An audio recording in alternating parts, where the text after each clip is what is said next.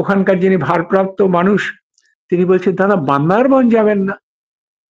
কারণ বান্দরবন নিশ্চয়ই যাব, বান্দরবন তো উপত্যকা, পাহাড়ি উপত্যকা। বলে সেখানে ইন্ডিয়ানদের প্রবেশ নিষেধ। তাহলে যাবেন কি করে?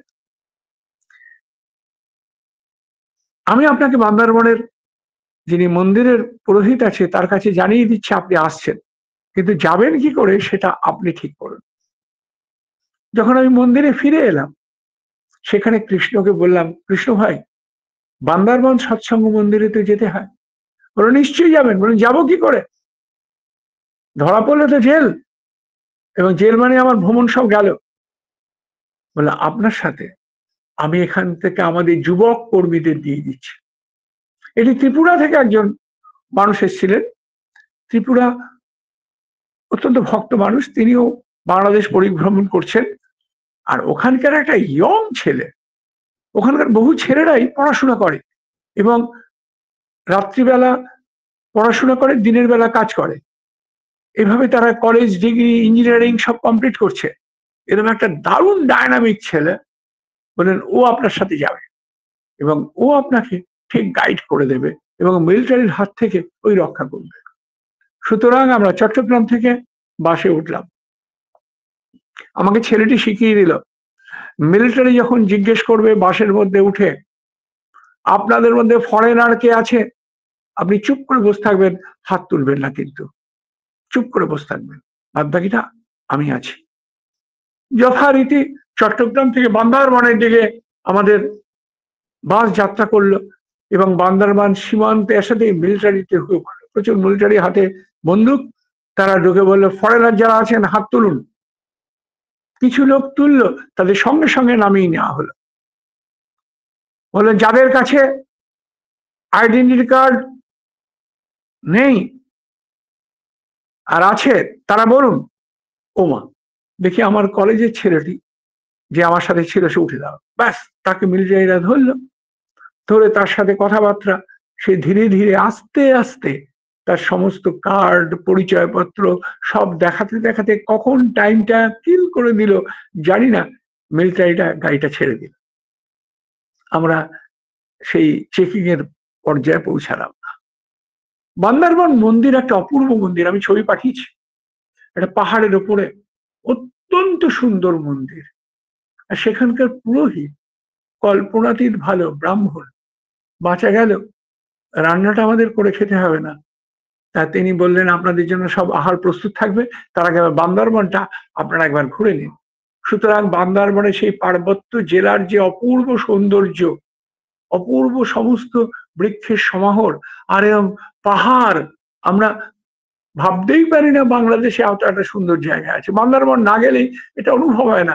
তার অদূরেই আরাকান, অদূরেই আরাকান সীমান্ত, মায়ানমার সীমান্ত রয়েছে। তা আমরা পাহাড়ের ওপর থেকে সেসব সৌন্দর্য দেখতে দেখতে একটা ঝর্ণার কাছে চলে এলাম, একদম ইন্টেরিয়ারে পাহাড়ের।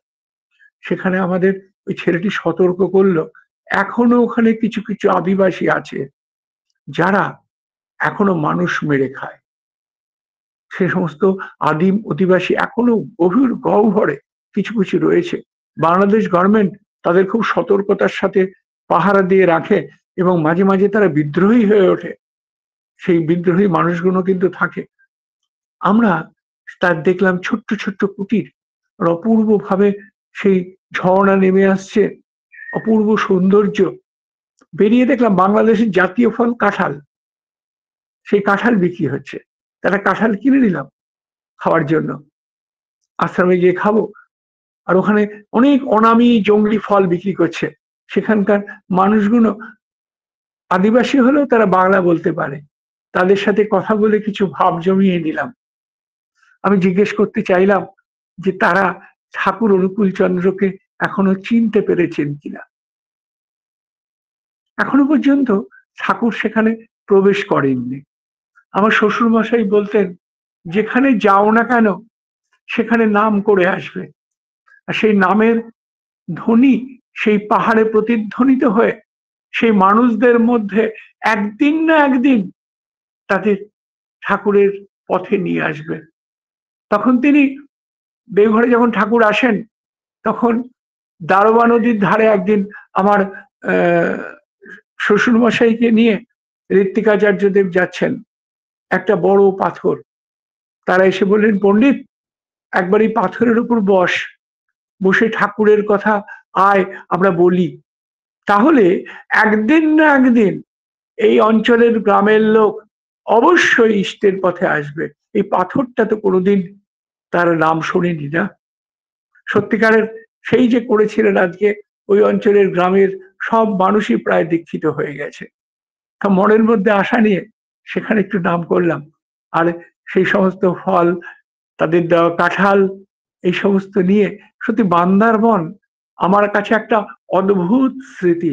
আমি বান্দারবনের ম্যাপটা বোধহয় পাঠিয়েছিলাম। এই যে ঝোড়াটার সামনে ছিলাম, এই বান্দারবনের ম্যাপটা আপনাদের দেখাচ্ছে। এই বান্দারবনের ম্যাপটা কি করে বান্দারবন সব ঘুরতে হয় এখানে লেখা আছে একটা। ওটা পুরো মিলিটারি বেস, মিলিটারির আন্ডারে রয়েছে। সেখান থেকে এবার ফিরতে হবে। এতক্ষণ ঘুরতে ঘুরতে খিদে তো পেয়েই গেছে, বেশ চুইচুই করছে খিদে। আমরা আবার মন্দিরে ফিরে এলাম চট্টগ্রামে।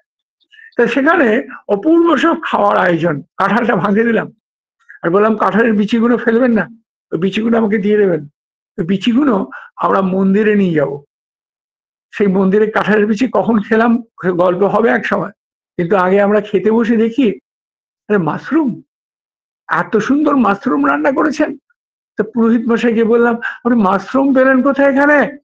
তা হাসতে হাসতে বলছেন, এটা মাশরুম নয়, এটা ময়দা দিয়ে প্রিপারেশন একটা, এইখানকার বিখ্যাত খাবার। এই প্রিপারেশনটা আপনাকে শিখিয়ে দেবো, সেই দিয়ে আপনারা যদি নিরামিষ খান তা আপনারা এরকম মাশরুম তৈরি করতে পারেন। একটুও তফাৎ নেই। আমি কোনোদিন এই ময়দার যে তৈরি মাশরুম কি করে তৈরি করতে হয়, কেউ ব্যক্তিগতভাবে ফোন করলে আমি শেখাবো, বাড়িতে করেছিলাম, বাড়িতেও আমি দিয়েছিলাম এনে প্রসেসটা। অপূর্ব খাওয়া দাওয়া হয়ে গেল। হতে হতে সন্ধ্যার অন্ধকার কখন চলে আসছে, লাল সূর্য সমস্ত চট্টগ্রামের পাহাড়গুলোকে বান্দারবান উপত্যকাকে রঙিন করে দিচ্ছে। আর সেই রঙিন বান্দারবানকে পেছনে ফেলে আমরা আবার চট্টগ্রামের দিকে রওনা দিলাম, ফিরে এলাম চট্টগ্রামে আসার জন্য। সেখানে আবার সৎসঙ্গের কথা দেখি, সব বিবাহ দিচ্ছে, সব মন্দিরে এসে প্রণাম করছে। কি ব্যাপার, বিবাহ এখানে? বলে আমাদের মন্দির সব মানুষের একটা কেন্দ্রবিন্দু কিংবা উৎসবের জায়গা। আর ওদিকে কর্ণফুলী রঙিন সেজেছে, কত আলোতে সজ্জিত, বন্দর তৈরি হচ্ছে। আমরা সেই বন্দরের শোভা ব্রিজের উপর থেকে দেখলাম, কাছে থেকে গেলাম, দু চোখ ভরে দেখলাম আর ভাবলাম, চট্টগ্রাম এবার তো তোমাকে বিদায় দেওয়ার পালা চলে আসছে। কোন মানুষের মা বাড়ি থেকে কি সুন্দর রান্না করে নিয়ে এসছেন, আপনি আমাদের বাড়িতে গেলেন না, কিন্তু এই রান্নাটাকে তো গ্রহণ করবেন। আমি তাকিয়ে এই সমস্ত মা ভাইদের দেখে যখন ভাবছি যাব, কৃষ্ণ বলে বসলো, আর দুটো দিন থাকলে হয় না? চট্টগ্রামে তো আরো অনেক কিছু দেখার আছে। জলালাবাস পাহাড় নিয়ে যাব, সীতাকুণ্ড। আমি বললাম, ভাই এবারের জন্য থাক, পরের বারে আবার আশা রইল, আসবো। আর একবার এই কর্ণফুলীর নদীর টানটা কিছুতেই ভুলতে পারছি না। ওরা নাম, অ্যাড্রেস, ঠিকানা, সবার নাম দিল, সবার অ্যাড্রেস দিল, সবার ঠিকানা দিল। আমি কিছু প্রণামী দেবো, কিছুতেই নেবে না। জোর করে মন্দিরের জন্য কিছু আমরা অর্ঘ্য তাদের হাতে জোর করে দিলাম। এইবারে একটা লম্বা জার্নি কিরকম, চট্টগ্রাম থেকে ঢাকা, মানে একটা প্রান্ত থেকে আর এক প্রান্ত, নিয়ার অ্যাবাউট প্রায় 450 কিলোমিটার পথ অতিক্রম করতে হবে আমাদের। পথে অনেক জায়গা পড়বে, পথে অনেক বিখ্যাত জায়গাগুলো পড়বে, নারায়ণগঞ্জ পড়বে, এ সমস্ত জায়গাগুলো আমরা অতিক্রম করব। তো সুতরাং লম্বা জার্নি। আমাদের রাত্রিবেলার বাসে উঠিয়ে দেবে, লোক দিলেন একজন, তিনি বাসের টিকিট কেটে ড্রাইভার সাহেবকে বললেন, আমাদের মেহমান আছে, সুতরাং ফ্রন্টে সুন্দর জায়গা দিন, এই রাত জার্নিটা যাতে তাদের কোনো অসুবিধার মধ্যে পড়তে না হয়। সুতরাং আমরা বাসে উঠে পড়লাম। বাসে উঠে সিটে হেলান দিতেই একরাশ স্মৃতি সেই চট্টগ্রামের অপূর্ব অপূর্ব স্মৃতিগুলো মাথার মধ্যে ভাসতে লাগলো। আর সেই স্মৃতির মধ্যে দিয়ে চলতে চলতে কখন যে আমরা এগিয়ে যাচ্ছি, রাত্রে যেখানে বাস স্টপেজ দিল সেখানে যখন নামলাম তখন চট্টগ্রাম থেকে আমরা বহু দূরে ঢাকার পথে আমরা নারায়ণগঞ্জ অতিক্রম করছি, অতিক্রম করে আমরা ঢাকায় পৌঁছাবো।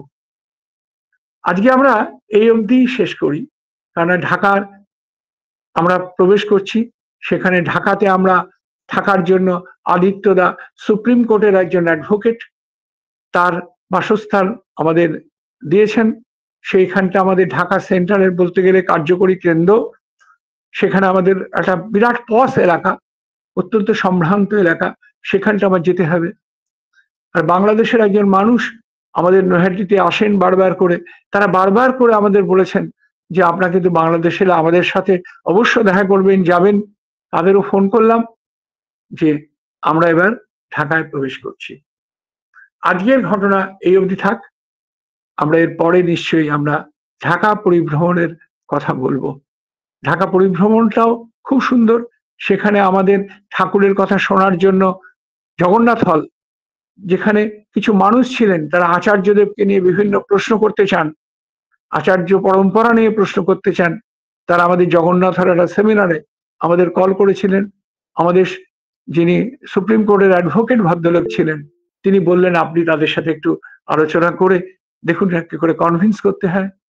আমরা রমনার মাঠ, আমরা ঢাকার মধ্যে ঢাকেশ্বরী মন্দির, আরো বিভিন্ন ইউনিভার্সিটি, বিখ্যাত ব্রিজ, যে ব্রিজটা নতুন তৈরি হয়েছে পদ্মা সেতু, কি করে দেখলাম সেই সব জায়গাগুলো, এবং ঠাকুরের বিভিন্ন কার্যকলাপ যে ঢাকা জুড়ে অনুষ্ঠিত হচ্ছে সে সম্বন্ধে বর্ণনা করব আমরা এর পরের দিন।